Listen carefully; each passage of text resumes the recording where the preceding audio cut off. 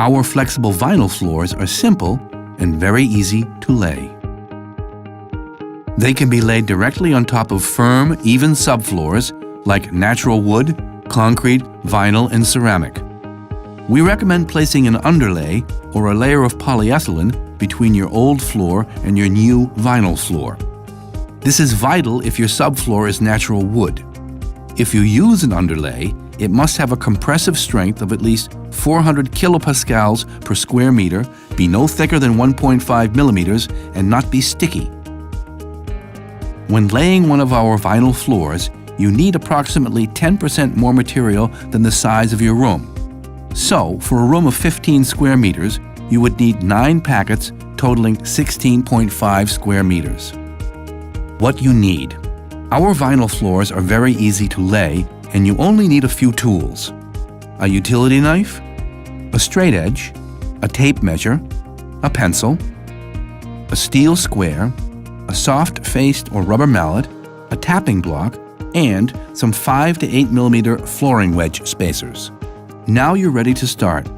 Although your new vinyl floor can be laid both from left to right and from right to left, we recommend laying it from left to right, as it is easier to interlock the long sides of the planks when working in this direction.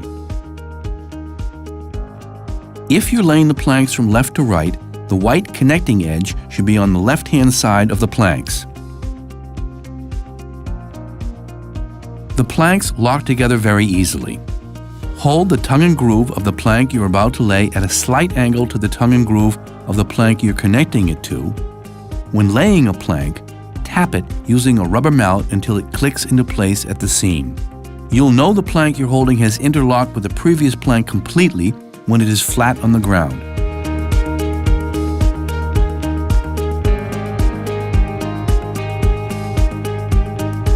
Cutting the last plank of a row to size is very easy. Turn the plank so that the edge to be connected to the previous plank is facing away from the previous plank, and place the current plank over the gap between the previous plank and the wall. Next, mark the plank, cut it with your utility knife, and break off the excess. You'll now have a plank of the right length to complete the row, and the connecting edge will be on the correct side.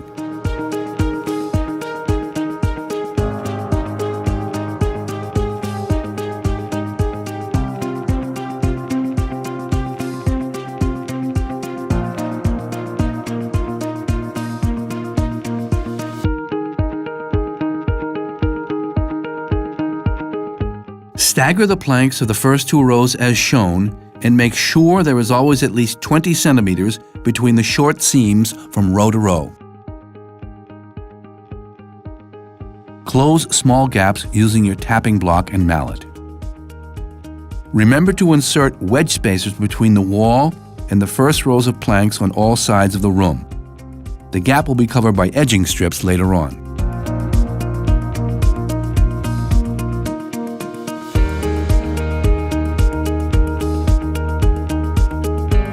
Lay the first 2 rows together. It is important that the first row is completely straight, as all the other planks will be connected to it.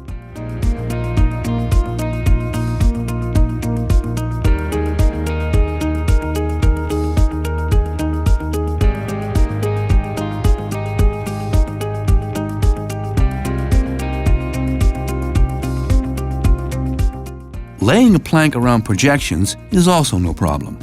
To do this, measure the protruding object and mark the dimensions on the respective plank.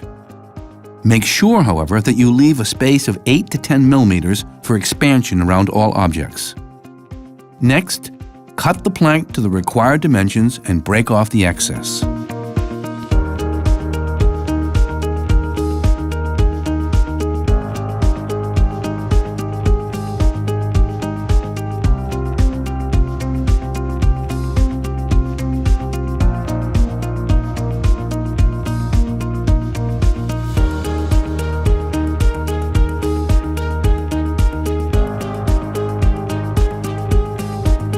If the planks need to be narrower in the last row, you can simply cut them lengthways.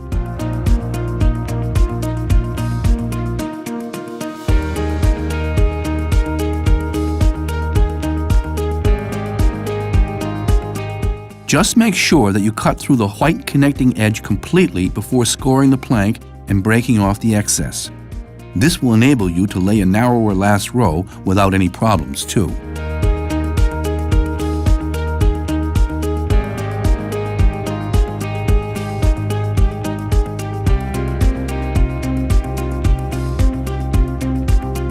You can see that our vinyl floors are very easy to lay.